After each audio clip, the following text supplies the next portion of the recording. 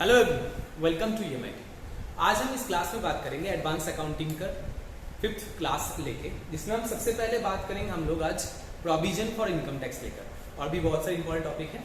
चलिए हमारे साथ एक साथ देखते एक एक करके टॉपिक। सबसे पहले जो हम देखेंगे वो है प्रोविजन फॉर इनकम टैक्स। क्या देखेंगे? Provision for income tax.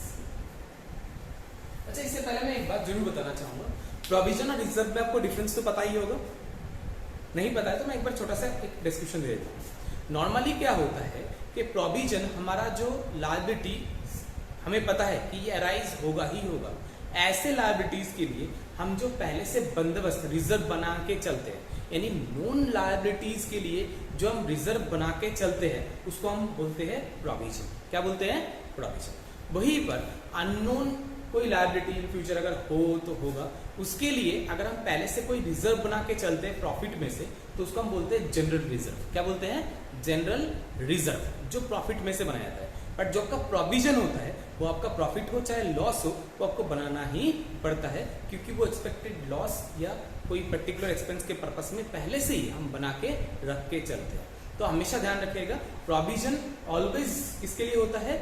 Non liabilities के लिए होता है। बट वही पर अननोन लायबिलिटीज के लिए जो हम रिजर्व बना के चलते हैं उसको हम जनरल रिजर्व बोलते हैं, जो प्रॉफिट में से ही बनाया जाता है कि नहीं?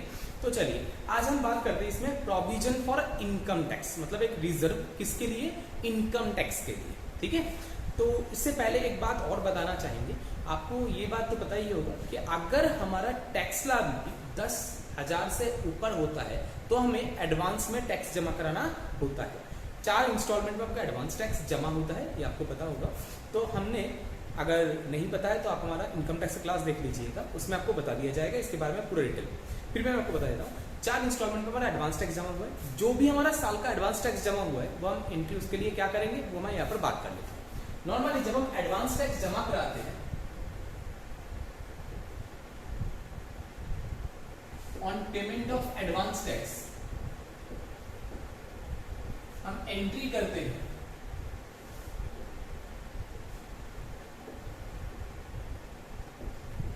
Advance tax account debit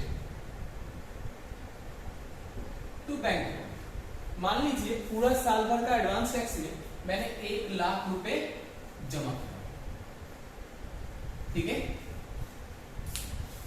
1 lakh रुपए मैंने जमा करा दिया, और इसी के लिए एडवांस टैक्स तो जमा हो गया, बट एक्चुअल लायबिलिटी मुझे नहीं पता कि मेरा एक्चुअल लायबिलिटी कितना होगा। इसलिए हम पहले से टैक्स के लिए, लॉस के लिए एक प्रोविजन और बना के चलेंगे, है ना? ये एडवांस टैक्स हमारे लिए एसेट होता है, बैंक से जमा कराए तो बैंक हो गया। आप चाहे तो एडवांस टैक्स पर्टिकुलर ईयर का भी नाम लिख सकते हैं, कि एडवांस टैक्स फॉर 2020, 21 ऐसे आप रख सकते हैं। मैंने यहाँ पर एडवांस टैक्स बोल के ही रखा है। ठीक है, advance tax account debit to bank बोल के हमने एडवांस टैक्स को दिखा रखा है, और ये साल के आखिर में ये मेरा बैलेंस शीट में चला जाएगा और बैंक का अमाउंट बैंक से माइनस हो जाएगा। और इसी टैक्स के केस में हम एक प्रोविजन भी बना के रखेंगे। हमारे हिसाब से जो टैक्स है वो कितना है? 1 लाख रुपए। तो 1 लाख का ही हम एक प्रोविजन बनाएंगे end of the year profit and loss में से। प्रॉफिट एंड लॉस में से जब हम प्रोविजन बनाएंगे किसका? इनकम टैक्स का, तो हमें एक एंट्री भी करना पड़ेगा। क्या एंट्री करेंगे? ऑन मेकिंग प्रोविजन या क्रिएशन ऑफ प्रोविजन। कब करेंगे? 31st ऑफ पर्टिकुलर ईयर, मार्च, है कि नहीं? और ये 31 मार्च तक मेरा एडवांस टैक्स 1 लाख रुपए जमा हुआ है। अब मैं प्रोविजन भी क्रिएट कर रहा हूं, 1 लाख रुपए का प्रोविजन जब हम क्रिएट करेंगे उसका एंट्री क्या करेंगे? पीएल अकाउंट डेबिट, यानी profit and loss account debit. क्यों? क्योंकि जो प्रोविजन हम बनाएंगे वो हम बनाएंगे प्रॉफिट एंड लॉस में से ही, इसीलिए पीएल अकाउंट को डेबिट करेंगे। PL account debit to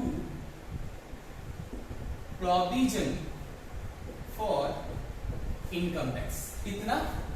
1 lakh. ठीक है, तो 1 लाख रुपए ने प्रोविजन बनाया और 1 लाख रुपए का ही हमारा एडवांस टैक्स है। अगर इस साल का बैलेंस शीट में हम देखेंगे, बैलेंस शीट में लायबिलिटी साइड में आपको प्रोविजन फॉर इनकम टैक्स दिखेगा 1 लाख रुपए, है कि नहीं? और एसेट की तरफ एडवांस टैक्स बोल के दिखेगा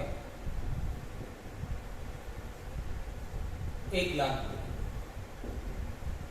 ये इस तरीके से मेरा बैलेंस शीट हो जाएगा।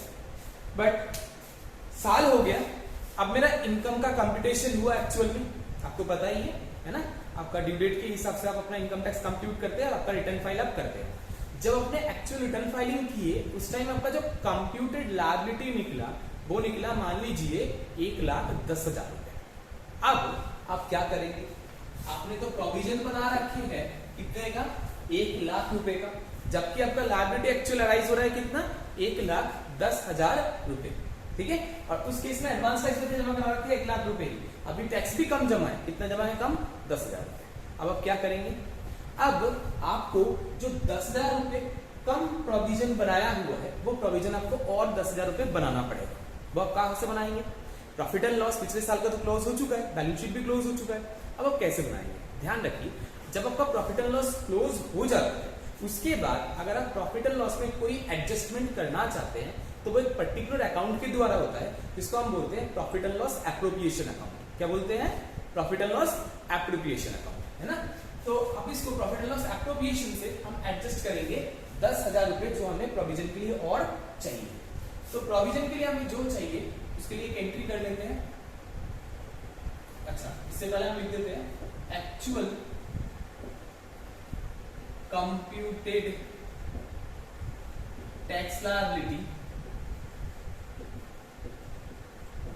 1,10,000।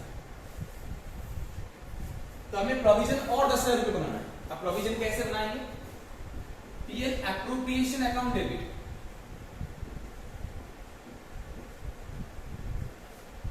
To provision for income tax बना लेंगे, कितने रुपए का, वही 10,000 रुपए का जो हमने लास्ट में एक्स्ट्रा देखने को मिला, यानी जो हमने बनाए नहीं थे उतने का हमने प्रोविजन और बना लिया। किसमें से बना लिए, प्रॉफिट एंड लॉस एप्रोप्रिएशन से। क्यों, क्योंकि प्रॉफिट एंड लॉस मेरा इससे पहले क्लोज हो चुका था। जब प्रॉफिट एंड लॉस पहले क्लोज हो चुका था अब उसमें से और एडजस्टमेंट तो हो नहीं सकता, इसलिए हम और एक अकाउंट का सहारा लिए पीएल एप्रोप्रिएशन, जिसमें से मैंने प्रोविजन क्रिएट कर लिया, है ना।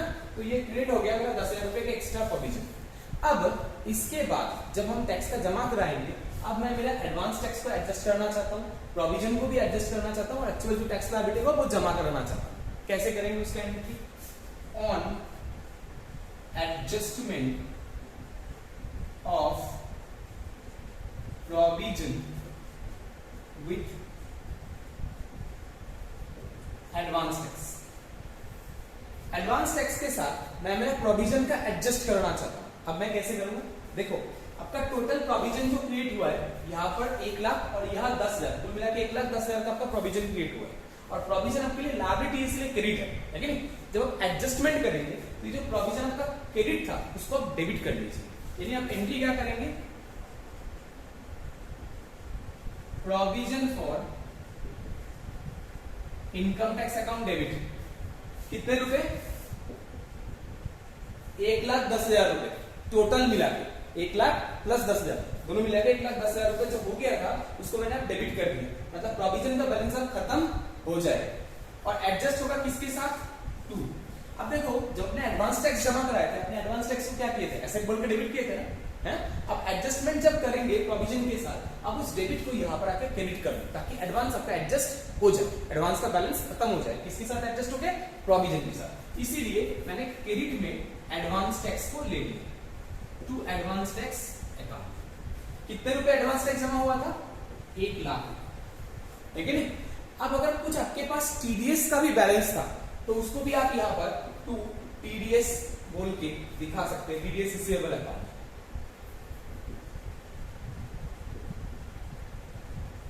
जो आपका किसी ने टीडीएस टैक्स के रूप में किसी और ने काट रखा है, जो होगा वो आप यहाँ पर दिखा सकते हैं, वो इसमें से माइनस हो जाएगा, ओके।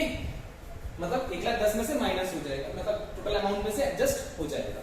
मान लीजिए 1,10,000 मेरा प्रोविजन था और मेरा एडवांस टैक्स एडजस्ट हुआ 1 लाख रुपए।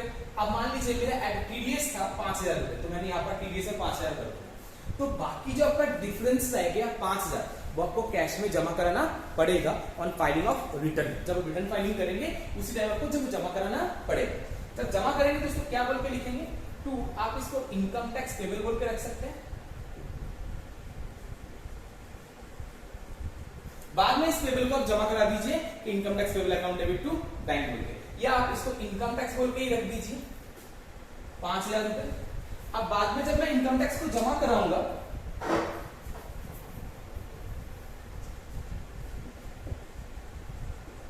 On deposit of income tax, तब मैं क्या लिखूंगा, income tax account debit to bank account, कितने रुपए, जितना मेरा टैक्स में था, कितना 5,000 रुपए। या तो आप ऐसे कर सकते हैं कि पहले यहाँ पर इनकम टैक्स रुपए दिखा दिया, बाद में ये एंट्री करा, और आपने पहले इनकम टैक्स जमा करा दी, तो income tax account debit bank to bank बोल के 5,000 रुपए रख लीजिए। जितना भी आपने टैक्स जमा करा है वो आप यहाँ पर प्रोविजन के साथ आके एडजस्ट कर दीजिए, तो आपका इस तरीके से एडजस्टमेंट हो जाएगा। चाहे तो आप इसको इनकम टैक्स पेबल बोल के रख लीजिए और पेबल को यहाँ पर जमा कर दीजिए, income tax payable account debit to bank, ऐसे भी आप कर सकते हैं। तो ये था अगर आपने कम प्रोविजन बनाया था तो उसके रिलेटेड एंट्रीज। मैं एक बार दोबारा आपको बता रहा हूँ, जब मैंने एडवांस टैक्स जमा कराया, हमने एंट्री क्या करते हैं, एडवांस टैक्स जमा कराते नहीं, advance tax account debit to bank बोलकर हमने एडवांस टैक्स जमा करा दिया।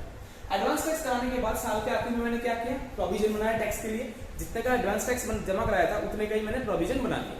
जब प्रोविजन हम बनाते हैं, प्रोविजन क्यों बना रहे हैं, क्योंकि अभी आपका टैक्स लायबिलिटी अराइज नहीं हुआ है कि नहीं, इसीलिए फ्यूचर लॉस या एक्सपेंसेस के लिए हम पहले से, या लायबिलिटी के लिए पहले से ही एक रिजर्व बना के चल रहे हैं, इसी इसको क्या बोलेंगे, प्रोविजन बोलेंगे ना। तो इसी का एक प्रोविजन बना के चल रहे हैं 1 लाख रुपए का। कहां से बनाएंगे ये प्रोविजन, पीएल में से बनाया मैंने। पीएल में से कैसे बनाया, पीएल अकाउंट डेबिट, पीएल में खर्चा बोल के दिखा, पीएल अकाउंट डेबिट क्या बोल के, to provision for income tax बोल के, कितने रुपए, 1 लाख रुपए। तो ये 1 लाख रुपए का मेरा प्रोविजन क्रिएट हो गया, और प्रोविजन और लायबिलिटी है इसलिए देखो क्रेडिट में है, और पीएल में कहां पर जाएगा, डेबिट साइड में, इसलिए पीएल में डेबिट साइड में प्रोविजन बोल के खर्चा बोल के दिख जाएगा, और एक प्रोविजन क्रिएट हो जाएगा 1 लाख रुपए का, क्या बोल के, टैक्स के नाम से, इनकम टैक्स प्रोविजन। समझ गए, तो ये प्रोविजन क्रिएट हो गया। जब मैंने साल खत्म हो गया, उसके बाद ड्यू डेट से पहले रिटर्न फाइल करने के लिए मैंने मेरा इनकम टैक्स का कंप्यूट किया, तो मेरा एक्चुअल लायबिलिटी अराइज हुआ 1,10,000 रुपए का। तो मैंने क्या देखा, मेरा प्रोविजन भी कम है और मेरा टैक्स जमा भी कम हो गया है कि नहीं। तो सबसे पहले तो मुझे प्रोविजन बनाना पड़ेगा, कितने रुपए का, और जितना डिफरेंस है उतने का। कितना डिफरेंस है, 10,000 रुपए। देखो एक्चुअल लायबिलिटी 1,10,000 अराइज हुआ, जबकि मेरा 1 लाख प्रोविजन क्रिएटेड है, तो 1,10,000 के लिए मुझे और 10,000 रुपए चाहिए। तो ये 10,000 मैंने और प्रोविजन बनाया। ये हम कहां से बनाए, ये हमने बनाए प्रॉफिट एंड लॉस एप्रोप्रिएशन से। क्यों, मेरा प्रॉफिट एंड लॉस क्लोज हो चुका है पिछले साल ही, आप उसको दोबारा छेड़ नहीं सकते, है ना। तो मैंने प्रॉफिट एंड लॉस एप्रोप्रिएशन से ये एडजस्टमेंट करके बना लिया 10,000 रुपए का एक एक्स्ट्रा प्रोविजन। कैसे बनाया, वही पीएल एप्रोप्रिएशन अकाउंट डेबिट, पहले पीएल अकाउंट डेबिट था, अब उसके आ गया पीएल एप्रोप्रिएशन अकाउंट। देखो यहाँ पर पीएल अकाउंट डेबिट था, यहाँ पर पीएल एप्रोप्रिएशन अकाउंट डेबिट है, to provision for income tax बोल के 10,000 रुपए आपका प्रोविजन क्रिएट हो गया। यानी टोटल प्रोविजन 1 लाख प्लस 10,000 मिला के 1,10,000 रुपए यहाँ पर प्रोविजन बन गया जो मुझे चाहिए। अब फर्दर जब मेरा प्रोविजन बन गया, अब मैं प्रोविजन को एडवांस के साथ एडजस्ट करूंगा, टैक्स के साथ भी एडजस्ट करूंगा। वो हम कैसे करेंगे, नहीं तो वो बैलेंस शीट में रह जाएगा ना, इसलिए उसको एडजस्ट भी करना पड़ेगा साल के आखिर में जब आप रिटर्न फाइल आप करेंगे, और ये सारे लायबिलिटीज प्रोविजन सारा खत्म करेंगे, एडवांस को भी खत्म करेंगे। कैसे खत्म करेंगे, एडजस्टमेंट करके। ये एडजस्टमेंट के लिए हम ये एंट्री पास करते हैं, किसके लिए, प्रोविजन के साथ एडवांस को एडजस्ट कराने के लिए। कैसे एडजस्ट करते देखो, प्रोविजन आपका क्रेडिट हुआ था, उसको हमने डेबिट कर दिया, provision for income tax account debit बोलते, तो क्रेडिट डेबिट हो गया, तो इसका बैलेंस खत्म किसके साथ हो रहा है, एडवांस टैक्स के साथ। अब ये एडवांस टैक्स देखो, जब हमने जमा कराया था तब एंट्री क्या किया था, एडवांस टैक्स अकाउंट डेबिट, क्यों, संपत्ति डेबिट है। अब उसको एडजस्ट कराने के लिए उस एडवांस टैक्स को हमने क्या कर दिया, यहाँ पर क्रेडिट कर दिया, ठीक है। तो 1 लाख में से एडवांस टैक्स एडजस्ट हो गया 1 लाख रुपए, सॉरी 1,10,000 में से एडवांस टैक्स एडजस्ट हो गया 1 लाख रुपए। अब 10,000 अभी भी पेंडिंग है, ये 10,000 में से सपोज करो मेरा कुछ टीडीएस रिसीवेबल था, मतलब किसी पार्टी ने मेरा टीडीएस काट रखा था मेरा इनकम के ऊपर, वो भी मेरा एक तरीके का एडवांस टैक्स है कि नहीं। तो वो एडवांस टैक्स टीडीएस रिसीवेबल नाम से यहाँ पर एडजस्ट करा दिया।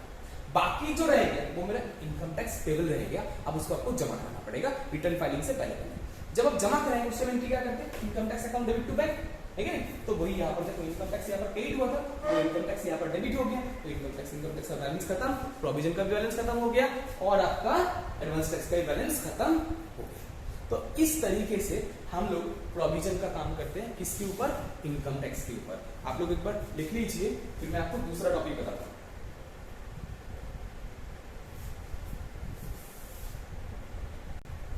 ओके, तो ये था हमारा, अगर प्रोविजन ज्यादा हो गया, मतलब प्रोविजन कम हो गया और एक्चुअल टैक्स लायबिलिटी हमारा ज्यादा हो गया, तो अब हम उल्टा कंडीशन भी तो हो सकता है, कि हमने प्रोविजन ज्यादा बना लिए, टैक्स हमने एडवांस में ज्यादा जमा करा दिए और हमारा एक्चुअल एस्टिमेट टैक्स लायबिलिटी मतलब एक्चुअल टैक्स लायबिलिटी जो निकला वो हमारा कम निकल गया। ऐसा भी तो हो सकता है ना। तो अगर ऐसा हुआ तो क्या होगा, अब मैं वो आपको बताता हूं।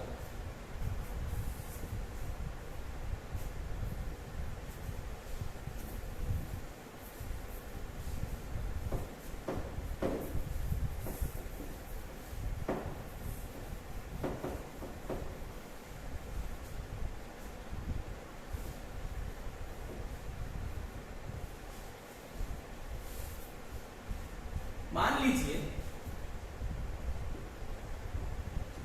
एक्चुअल टैक्स लायबिलिटी कंप्यूटेड हुआ कितना, 80,000। अब आप बताइए क्या होगा। बिल्कुल सही, तो टैक्स हमें रिफंड मिलेगा। हाँ बिल्कुल रिफंड मिलेगा आपको, क्योंकि आपने एक्स्ट्रा जमा करा दिए हैं। अगर आप अपना इनकम टैक्स का रिटर्न फाइल करते हैं और इनकम टैक्स का रिटर्न फाइलिंग में आप बोलते हैं कि हाँ मेरा एक्चुअल टैक्स लायबिलिटी इतना था और मैंने एडवांस में इतना जमा करा दिया, तो गवर्नमेंट आपको वो पैसा वापस करेंगे, ठीक है नहीं। तो उसका हम कैसे एंट्री करेंगे अब आपको बोला। तो मेरा प्रोविजन बन गया है प्रॉफिट एंड लॉस में से कितना, 1 लाख रुपए का, जबकि एक्चुअल टैक्स लायबिलिटी 80,000। तो मतलब क्या है, 20,000 रुपए प्रॉफिट एडजस्ट करना पड़ेगा। अब प्रॉफिट एंड लॉस तो क्लोज हो चुका है, अब आप एडजस्टमेंट कहां से करेंगे। जब प्रॉफिट एंड लॉस क्लोज हो जाता है तब आप एडजस्टमेंट कहां से करते हैं, पीएल एप्रोप्रिएशन। हाँ बिल्कुल सही, पीएल एप्रोप्रिएशन। तो हम कैसे करेंगे, देखिए प्रोविजन आपका क्रेडिट हुआ था पहले, अब प्रोविजन को घटाने के लिए, बढ़ाने के लिए हम क्रेडिट ही करेंगे, बट अगर घटाना है तो हम उसको क्या करेंगे, डेबिट कर देंगे। तो आप डेबिट कर दीजिए, क्या बोल के, provision for income tax account debit. कितने रुपए, जितना घटाना है, कितना घटाना है, 20,000 रुपए से घटाना है ना। और घटा के लेके कहां जाएंगे, टू पीएल एप्रोप्रिएशन। कितने रुपए, वही 20,000 रुपए है कि नहीं। तो ये आपका पीएल एप्रोप्रिएशन में चला गया, प्रॉफिट एंड लॉस में दोबारा वापस चला गया। पहले प्रॉफिट एंड लॉस में से दोबारा निकाल रहे थे, अब दोबारा वापस कर दिए, क्यों, हमने ज्यादा निकाल दिए थे, है कि नहीं। तो इसीलिए हमने इसको वापस कर दिया। पहले पीएल आपका डेबिट हुआ था, यहाँ पर आपका पीएल क्रेडिट हो गया। पहले प्रोविजन आपका क्रेडिट होगा, यहाँ पर प्रोविजन आपका डेबिट हो गया। तभी तो प्रोविजन का क्रेडिट बैलेंस डेबिट हो गया, मतलब एडजस्ट हो गया ना, घट गया। कितने रुपए से घट गया, 20,000 रुपए से। तो अभी एक्चुअल प्रोविजन आपका कितना रह गया, 80,000 रुपए प्रोविजन रह गया, ठीक है नहीं। अब इस प्रोविजन को हम एडवांस टैक्स के साथ एडजस्ट करेंगे और बाकी पैसा आपका रिफंड के रूप में क्लेम करेंगे। हम आप उसके लिए बात करते हैं कैसे, ठीक है नहीं। चलो हम बात करते हैं on adjustment of provision with advance tax। Provision मतलब प्रोविजन फॉर इनकम टैक्स की बात कर रहा हूं, और कोई प्रोविजन के साथ एडजस्ट मत कर देना आप लोग, ठीक है। सिर्फ इनकम टैक्स प्रोविजन के साथ ही एडजस्ट कर रहा हूं, एडवांस टैक्स का और किसी का नहीं होता है ना। तो हम कैसे करेंगे, नहीं पता लगे आप लोग, डेप्रिसिएशन प्रोविजन है, किसी और प्रोविजन को एडजस्ट कर दिया, ऐसे नहीं मत करना ऐसे ना। तो हम कैसे करेंगे आप बताते हैं। देखिए इनकम टैक्स के साथ एडजस्टमेंट कैसे होगा, एडवांस टैक्स के साथ। देखिए आपका प्रोविजन यहां पर क्रेडिट हुआ था, आप प्रोविजन को दोबारा डेबिट करो। Provision for income tax account debit, कितने रुपए, देखिए 1 लाख पहले क्रेडिट हुआ था, उसके केस में 20,000 हमारा डेबिट पहले ही हो चुका है, तो क्रेडिट में कितना रह गया था, 80,000। तो 80,000 को हमने आप डेबिट कर दिया, तो प्रोविजन का कहानी खत्म। टू, मैंने एक लाइन जगह छोड़ के चल रहा हूं, क्यों बताता हूं, टू एडवांस टैक्स। कितना एडवांस टैक्स कितने जमा कराए थे आपने, 1 लाख। ये देखो ना ऊपर एडवांस टैक्स 1 लाख रुपए जमा हुआ था, ये आपका डेबिट हुआ था, यहाँ आके वो एडवांस टैक्स आपका क्रेडिट हो गया, मतलब एडवांस टैक्स का एडजस्टमेंट हो गया। अब अगर कोई आपका टीडीएस है तो वो भी आप यहाँ पर लिख सकते हैं, टू टीडीएस रिसीवेबल। अगर नहीं है तो नहीं चाहिए, कोई जरूरत नहीं है। अगर मान लेता हूं मेरा टीडीएस भी था 5,000 रुपए का, तो टू टीडीएस रिसीवेबल कितने रुपए, 5,000। तो देखिए गवर्नमेंट के पास आपका चला गया कितना, 1,05,000, जबकि एक्चुअल टैक्स लायबिलिटी कितना, 80,000। तो गवर्नमेंट के पास एक्स्ट्रा कितना जा चुका है, 25,000 रुपए एक्स्ट्रा जा चुका है, वो आपका रिफंड होगा। इसीलिए हम उसको यहां पर लिखेंगे इनकम टैक्स रिफंडेबल।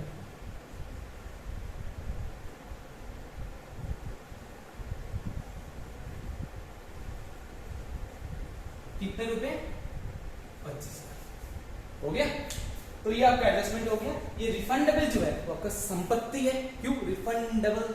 आने वाला है। जो चीज आने वाला होता है वो हमारे लिए क्या होता है? संपत्ति होता है। जो चीज पेबल होता है वो हमारे लिए क्या होता है? लायबिलिटी होता है। तो इसी कारण से रिफंडेबल आपके यहाँ पर डेबिट हो गया, संपत्ति बनी। जब वो रिफंड आ जाएगा,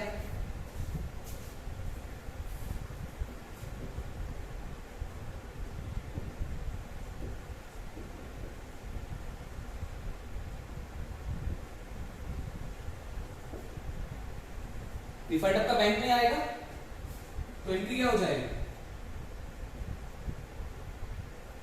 बैंक अकाउंट डेबिट। कितने रुपए? 25,000 रुपए, है कि नहीं? वही तो रिफंडेबल आना था, वही आ गया 25,000 रुपए। 2 किसमें से लोगे? इनकम टैक्स रिफंडेबल जो यहाँ पर बना रखे थे अपनी संपत्ति, अब उसको खत्म कर दीजिए और पैसे में उसका बैलेंस ले लीजिए। 2 इनकम टैक्स रिफंडेबल। कितना? 25। हो गया। बताइए कोई दिक्कत है? चलिए मैं एक बार दोबारा एक कर लेता हूं इसको।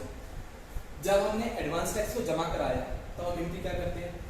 एडवांस टैक्स हम कब जमा कराते हैं? फाइनेंशियल के दौरान ही, मतलब जिस साल कमा रहे हैं उसी साल के इनकम के ऊपर उसी साल ही हम एडवांस टैक्स बिल को जमा कराते हैं। ये भी गवर्नमेंट का एक पॉलिसी है टीडीएस के तरह ही, ताकि बंदा अपना टैक्स एडवांस में ही जमा करा दे और गवर्नमेंट का भी पैसा का आवक तैयार रहे और कोई इनकम छुपा ना पाए। सबसे बड़ी बात तो ये है, इसीलिए गवर्नमेंट एडवांस टैक्स का पॉलिसी अप्लाई किया था। तो जब आप एडवांस टैक्स जमा करेंगे, एडवांस टैक्स का एंट्री क्या करेंगे जमा कराने के लिए? Advance tax account debit to bank account. Okay, advance tax दिया हमने, बैंक से दिया, बोल के हमने एंट्री पास कर दी। और ये एडवांस टैक्स हम क्या बोल के दिखाएंगे? एसेट बोल के। क्यों? हमने पहले से ही जमा करा दिया, एडवांस में जमा करा है टैक्स लगने, इसीलिए हमारे लिए वो संपत्ति है। चलिए ये तो हो गया। इसके बाद हम इसका प्रोविजन बनाते हैं, है ना, साल के आखिरी में। क्यों? क्योंकि प्रोस्पेक्टिव लायबिलिटी के लिए हम पहले से प्रोविजन बना के चलते हैं। तो एक प्रोविजन हमने बना लिया, PL account debit to provision for income tax. कितने रुपए का प्रोविजन बनाया हमने? 1 लाख रुपए। जितने का एडवांस टैक्स जमा कराया था उतने का ही हमने प्रोविजन बना। जब साल खत्म हो गया, नेक्स्ट ईयर हम जब रिटर्न फाइल करना होता है उससे पहले हम क्या करते हैं? टैक्स कंप्यूटेशन करते हैं। जब हमने टैक्स कंप्यूटेशन किया तो मेरा एक्चुअल टैक्स लायबिलिटी निकला 80,000 रुपए, यानी प्रोविजन से कम। जो प्रोविजन किया था उससे कम, जो जमा किया था उससे कम, ये निकला प्रोविजन। तो अब मैंने क्या देखा कि मेरा प्रोविजन से ये कम है, तो जितना एक्स्ट्रा प्रोविजन मैंने बना रखा था प्रॉफिट एंड लॉस में खर्चा बोल के दिखा के, आप वो प्रोविजन को वापस कर देंगे। कैसे वापस करेंगे? प्रॉफिट एंड लॉस का अकाउंट क्लोज हो चुका है। प्रॉफिट एंड लॉस क्लोज होने के बाद अगर मुझे प्रॉफिट एंड लॉस में कोई भी एडजस्टमेंट करना होता है तो नॉर्मली हम वो एडजस्टमेंट करते हैं किसके द्वारा? अभी थोड़ी देर पहले इनको पता था, प्रॉफिट एंड लॉस एप्रोप्रिएशन के द्वारा। तो हमने इसको प्रॉफिट एंड लॉस एप्रोप्रिएशन से कर दिया। कैसे? Provision for income tax account debit, ये देखो ना, प्रोविजन यहाँ क्रेडिट हुआ था, यहाँ डेबिट हो गया। प्रोविजन क्रेडिट था और क्रेडिट करते तो ये बढ़ता है ना, और इसको डेबिट कर दिया तो क्या हो गया? घट गया। देखो ना, पहले प्रोविजन फॉर इनकम टैक्स मेरा 1 लाख रुपए क्रेडिट था। अब इसके अगेंस्ट में प्रोविजन फॉर इनकम टैक्स को मैंने 20,000 रुपए से डेबिट कर दिया। तो मतलब क्या हो गया? डेबिट क्रेडिट एडजस्टमेंट हो गया, होने के बाद नेट बैलेंस कितना रह जाएगा? 80,000 रुपए रह जाएगा। तो इसीलिए 20,000 रुपए को हमने प्रोविजन घटा दिया। घटाया कैसे? डेबिट कर दिया। प्रोविजन जो यहाँ पर क्रेडिट हुआ था हमने उसको डेबिट कर दिया, प्रोविजन फॉर इनकम टैक्स में 20,000। 2 कहाँ वापस करा? प्रॉफिट एंड लॉस में। बनाया कहाँ था? कहाँ से थे? प्रॉफिट एंड लॉस में। तो वापस भी कहाँ से होगा? प्रॉफिट एंड लॉस में होगा। तो प्रॉफिट एंड लॉस में वापस कर दिया, तो प्रॉफिट एंड लॉस एप्रोप्रिएशन बोल के कितना?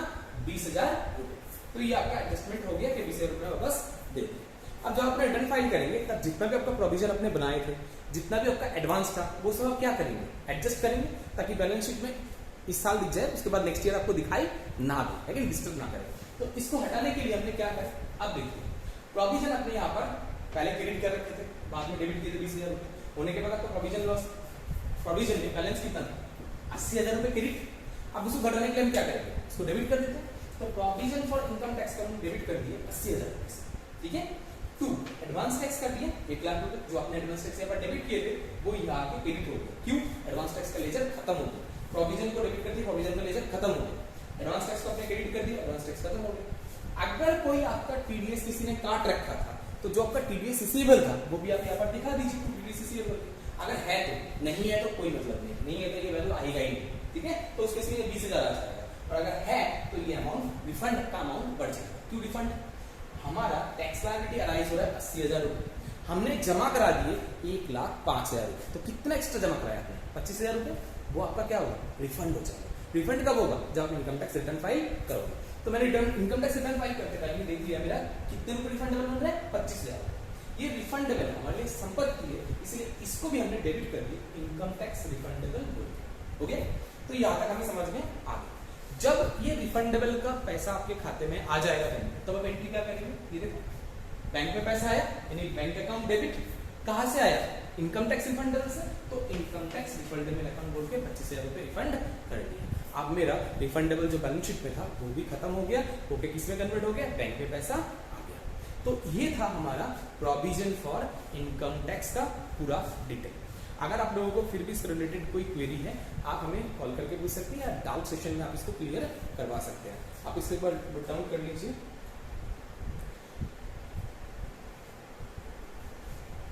ओके, शायद किसी को कोई दिक्कत नहीं है। ओके, अगर क्वेरी हो तो डाउट सेशन में क्लियर कर लीजिएगा। थैंक यू, जय हिंद। आज के लिए इतना ही।